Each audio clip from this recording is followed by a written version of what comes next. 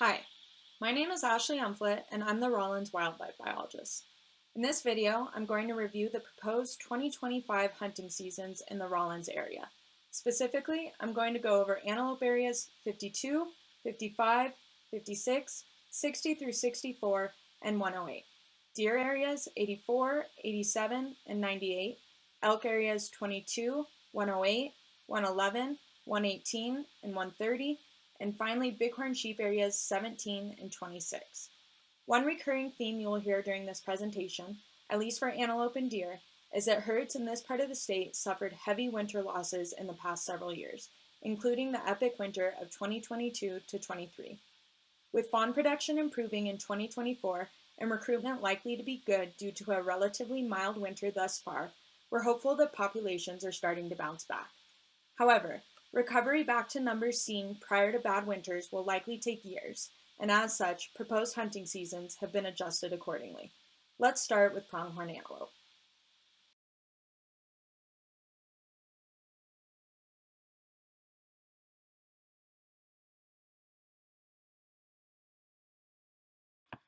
The red desert antelope herd consists of areas 60, 61, and 64 north of Interstate 80 and west of Rawlins.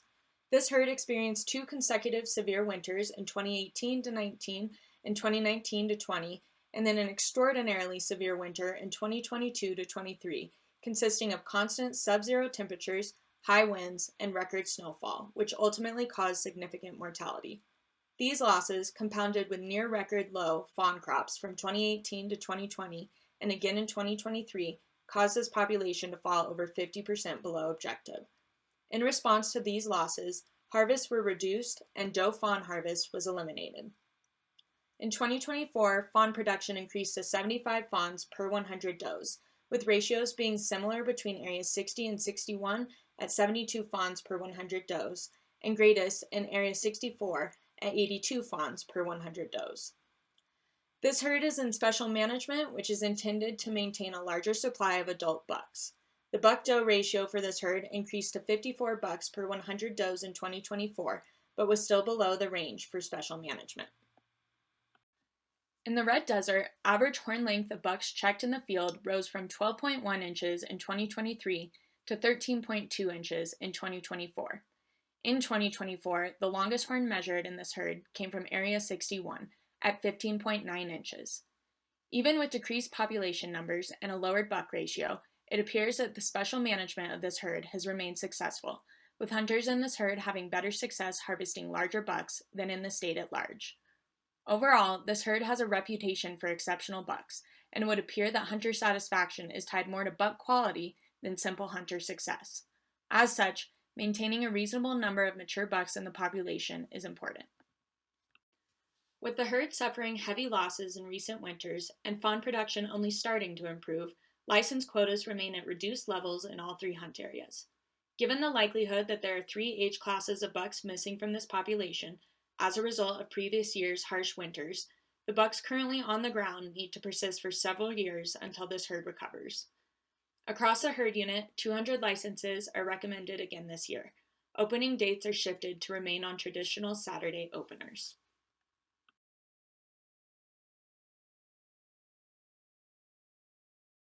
The Iron Springs pronghorn herd consists of hunt areas 52, 56, and 108, making up the west side of the Platte Valley from Interstate 80 south to encampment. Like most herds in this part of the state, this herd was hit with severe weather in the 2018 and 19, 2019 to 20, and 2022 to 23 winters. These winters caused significant mortality, with more severe losses in the northern portion of the herd in areas 56 and 108. These losses, compounded with near-record low fawn crops in 2020 and 2023, caused this population to fall 60% below objective. In response to these losses, harvests were reduced and doe fawn harvest was eliminated. In 2024, fawn production increased across all three hunt areas and was at 77 fawns per 100 does for the herd unit as a whole. The buck-doe ratio remained at 51 bucks per 100 does and is within the range for recreationally managed herds. With this herd suffering heavy losses in recent winters and fawn production only starting to improve, license quotas remain at reduced levels in all three hunt areas. Across the herd unit, 200 licenses are once again recommended this year.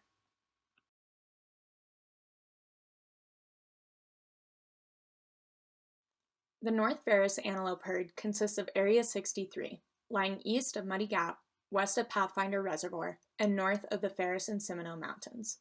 Unlike desert herds closer to Rawlins, fawn crops rebounded quickly in this area following the 2019-20 winter and was only about 25% below the objective of 5,000 antelope in 2022. However, the 2022-23 winter was severe and reduced this population further, with it now sitting 45% below objective. Following the 2022-23 winter, fawn ratios declined to 37 fawns per 100 does and was the lowest in 20 years. However, fawn productivity improved significantly in 2024 to 69 fawns per 100 does. The buck ratio increased from 33 bucks per 100 does in 2023 to 61 bucks per 100 does in 2024, which is slightly above the range for recreational management. However, this jump in buck ratios may be attributed to the fact that less females were classified in the herd than in previous years. In response to the low population size, reduced fawn production in previous years, and a reduced buck-doe ratio, cuts in license quotas were implemented in 2023 and 2024. With fawn production only starting to improve and the current number of bucks on the ground needing to persist for several years, license quotas remain at reduced levels this year. 100 licenses are recommended for the herd, and opening dates are shifted to remain on traditional Saturday openers.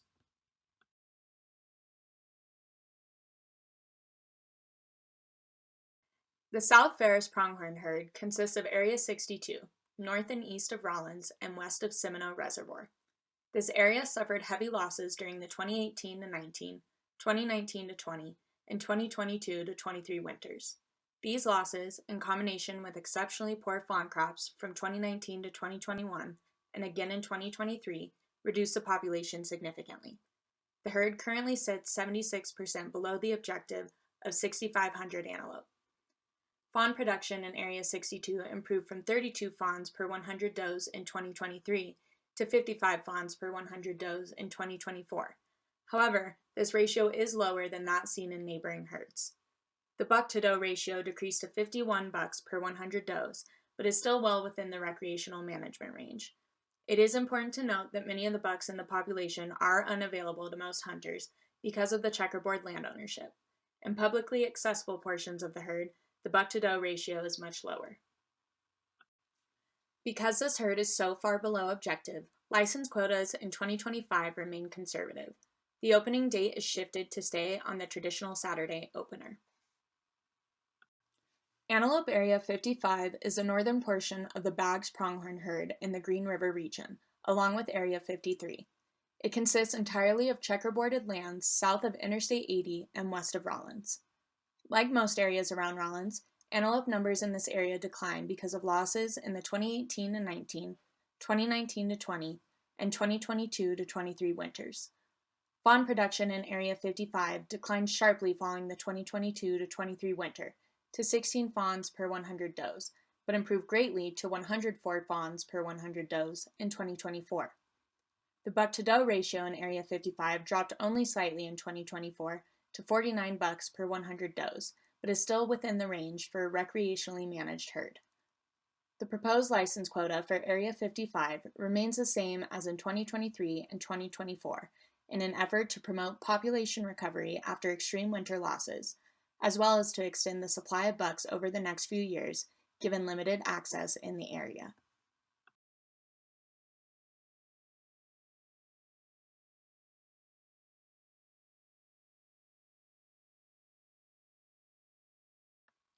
The Ferris mule deer herd consists of Area 87, north and east of Rawlins, and includes the Ferris, Seminoe, and Haystack Mountains.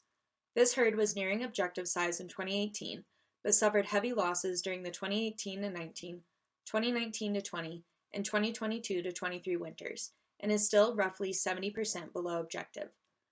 After the harsh 2022-23 winter, fawn production in the herd declined to 58 fawns per 100 does. Fawn ratios have since improved to 74 fawns per 100 does in 2024. This herd is in special management, intended to maintain a higher than average number of mature bucks in the population and harvest. The buck-to-doe ratio increased to 45 bucks per 100 does in 2024, which is near the top of the acceptable range. However, only 7 bucks observed by Wyoming Game and Fish Department personnel during classifications were Class 3 bucks, constituting only 4.8% of bucks observed. Also, many of the bucks in this herd are unavailable to most hunters because of checkerboard land ownership. Average antler spread for deer checked from this area increased from 19.1 inches wide in 2023 to 23.8 inches wide in 2024. The widest buck checked in 2024 was 27.5 inches. Despite a lower population and proportion of older Class 3 bucks, it appears that special management of this herd has remained successful, with hunters in this herd having better success harvesting wider bucks than in the state at large.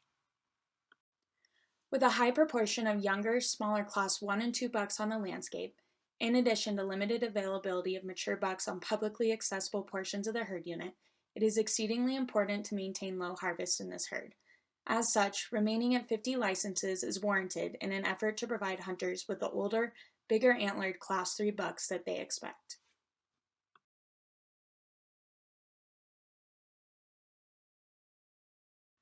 The Chain Lakes mule deer herd consists of Area 98 in the Red Desert northwest of Rawlins. Deer in this herd unit are found in small groups scattered throughout a huge area, preventing the collection of fawn and buck-to-doe ratios that are used to make population estimates. Instead, this herd is managed with the goal of maintaining at least 60% landowner and hunter satisfaction. Despite a decrease in hunter success and an increase in days per harvest, hunter satisfaction increased to 64%, above the satisfaction objective.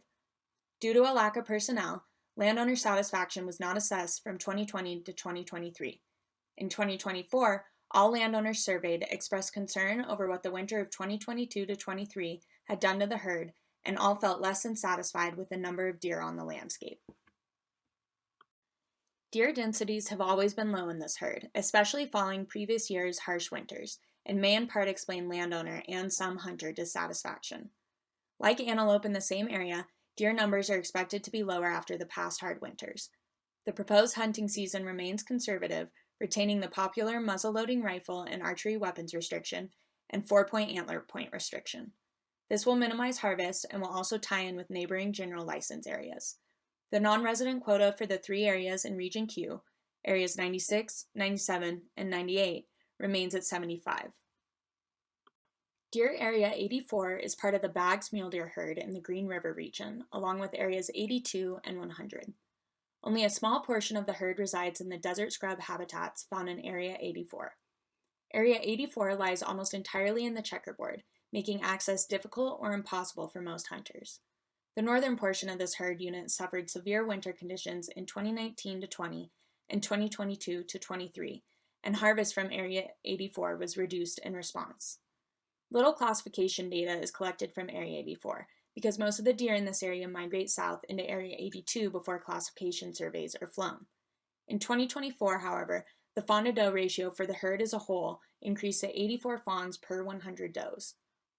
The Baggs mule deer herd is in special management, intended to maintain a higher than average proportion of mature bucks in the population and harvest. In 2024, the buck-to-doe ratio for the herd unit increased slightly to 20 bucks per 100 does, but is still well below the desired range. Given the low numbers of deer and winter losses across the herd unit, as well as low hunter success and difficulty in finding mature Class 3 bucks, the proposed quota for Area 84 remains unchanged at 25 licenses.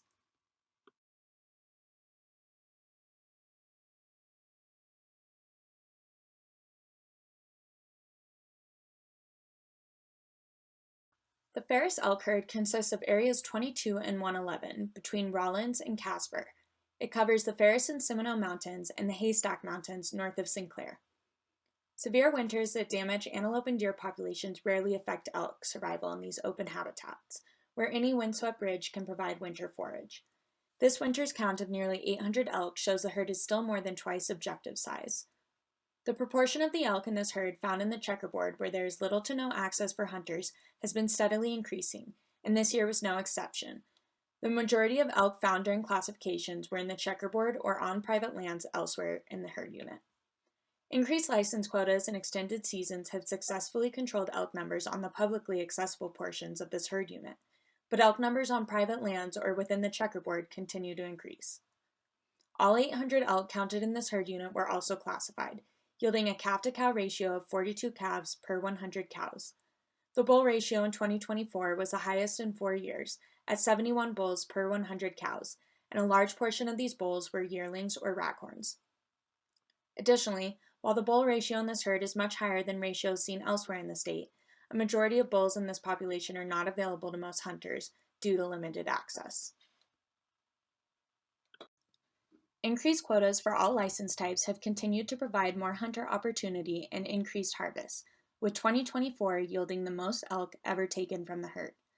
Success for Type 1 licenses has remained high across both hunt areas, likely due to early winter hunts running in late November and early December, which allows for the harvest of antlered elk that were on private land and unavailable during October, but moved onto publicly accessible land during the winter. Success for Type 4 and 6 hunters dropped slightly across the herd unit, likely as a result of warm conditions during the hunting season and into winter, as well as due to limited access. With an increase in license quotas in recent years, members of the public, both landowners and hunters, have expressed concerns regarding the number of hunters on the landscape. Essentially, quotas must be scaled to the number of elk actually available for harvest on public lands. In an effort to continue elk harvest without oversaturating the landscape with hunters, no increase in Type 1, 4, or 6 licenses is proposed. However, in addition to Type 1 hunters, Type 4 and 6 hunters will also be allowed to hunt both areas during the late season, in an effort to target elk groups that frequently cross the boundary between areas 22 and 111 during the winter. With the bull ratio continuing to increase and concern from the public regarding the quality of bulls seen during hunting season, managers are utilizing 25 Type 2 licenses in each area, which will restrict hunters to bulls that are 5 points or less on either antler. The season will run from November 1st to November 14th to focus harvest on the high proportion of younger bulls without increasing overall numbers of hunters on the landscape at any given time.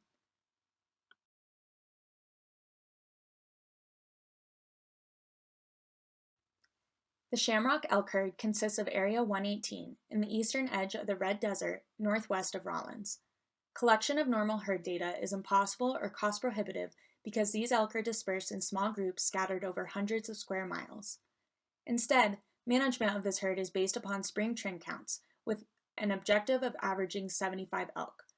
Much of the habitat occupied by these elk lies in the checkerboard in the southern portion of the area, where elk compete with livestock for forage and water. The most recent trend count flown in spring of 2024 found only 9 elk. Given high hunter success and the fact that we know we cannot see all the elk in this herd from the air, the number of elk on the landscape is likely more than what is indicated by the most recent spring trend count. However, surveys do indicate that elk numbers have stabilized or even slightly declined since 2017. Complaints over high elk numbers on private lands has also lessened. Due to high success across all license types, quotas were increased for the 2024 hunting season. While decreased hunter success and increased effort across all license types in 2024 may be attributed to the warm, mild conditions observed throughout the majority of the hunting season and into early winter, there was an increase in hunter and landowner concern regarding the number of hunters on the landscape, as compared to the number of elk available for harvest on public land. As a result, Type 6 licenses are reduced by 25 to address saturation of hunters, while still allowing for increased opportunity given previous year's high success. A total of 200 licenses are available across the herd unit, and opening dates remain the same for all license types. Areas 108 and 130 are part of the Sierra Madre elk herd in the Green River and Laramie regions, along with areas 13, 15, and 21. No winter trend count was performed this year due to budgetary constraints. However, the most recent count indicates the herd is near objective. Only a small portion of the herd resides in the desert scrub rimrock habitats found in areas 108 and 130 during the summer and fall. Additionally, these two areas lie almost entirely in the checkerboard, making access difficult or impossible for most hunters. Hunter success decreased slightly in Area 108, but still remains within normal range for this area. With some damage concerns from landowners and a high level of success in previous years, a moderate increase across all license types is warranted. Hunter success also decreased slightly in Area 130, but only to 43%. With continued moderate success and limited access in the area, no changes in quotas are warranted.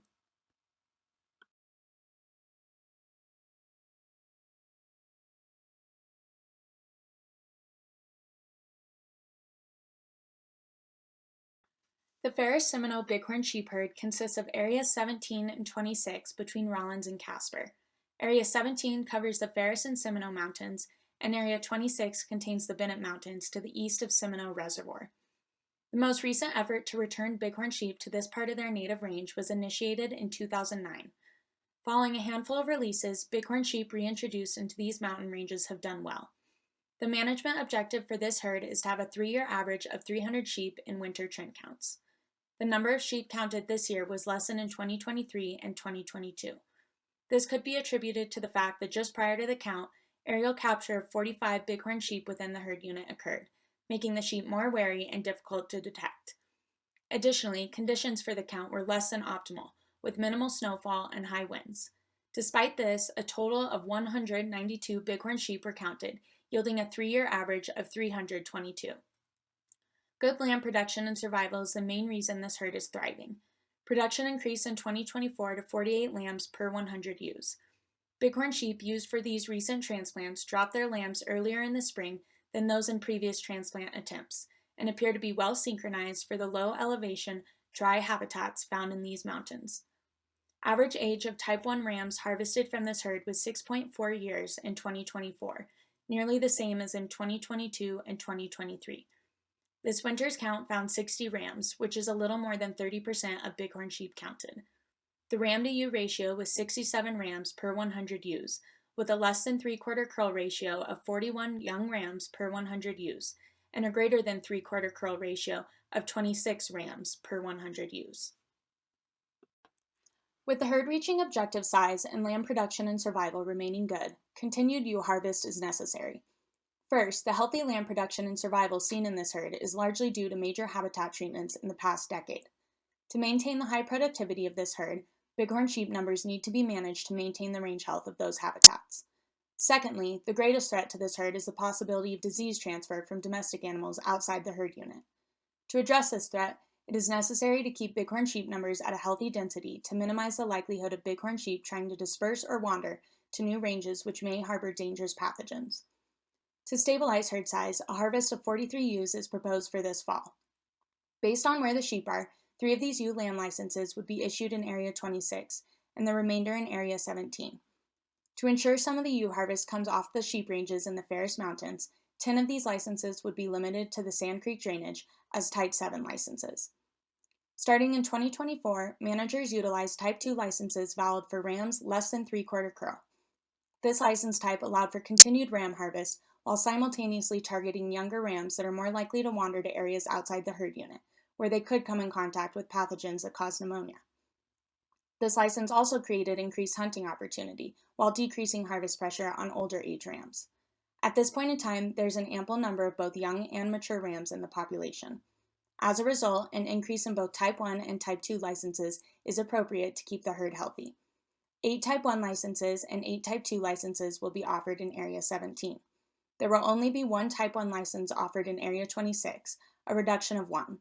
However, it is important to note that there will also be a carryover license from Area 26 from 2024, which will likely result in the same amount of opportunity and harvest as seen in past years. Our biggest management concern when it comes to this herd is preventing disease. That, coupled with 100% success across all license types in the herd unit in 2024, consistent lamb production and recruitment, and minimal winter mortality, justifies increased harvest across both ewes and rams. If you have questions about any of these season proposals, please call any of the people listed here. If we can't answer your question, we should be able to direct you to someone who can. Or you can attend any of the following public meetings to hear more about these season proposals within the Lander region. And finally, we really want to hear your comments or suggestions on these hunting seasons, either online or mailed to the address shown here. All comments received will be passed on to each Game and Fish Commissioner before they act on these proposals at their meeting in late April. To be included, all comments must be received by 5 p.m. on April 2nd.